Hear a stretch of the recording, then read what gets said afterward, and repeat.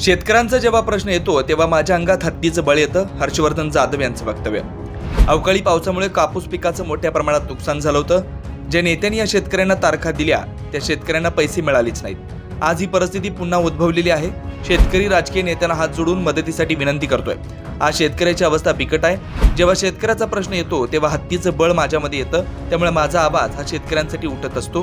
त्यामुळे सर्व नेत्यांना विनंती आहे की त्यांनी कामाला लागा आणि सर्व शेतकऱ्यांना सांगणं आहे की नेत्यांना कामाला लावा, असं माजी आमदार हर्षवर्धन जाधव यांनी सांगितलंय। जय शिवराय। कापूस सगळा खराब झालाय।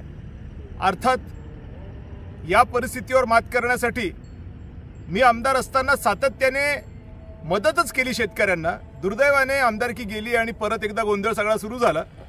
आज मध्यंतरीच्या काळात जर बोलायचं ठरलं तर ज्यांनी ही तारखा दिल्या होत्या, ज्या कोणी नेत्यांनी, त्या तारखांना लोकांना पैसे मिळाले नाहीत। इन्शुरन्सचे पैसे कसे काढले माझं मला माहिती, आणि किमान सोयगावला तरी ते पैसे दिलेत।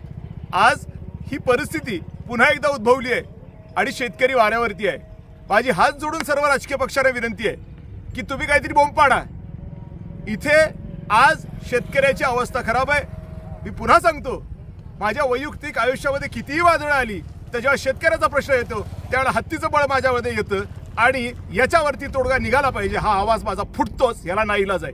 त्यामुळे सर्व राजकीय पक्षांना विनंती, कामाला लागा आणि सर्व शेतकऱ्यांना विनंती की हे कामाला नाही लागले तर ह्यांना कामाला लावा। धन्यवाद। लोकनायक न्यूज।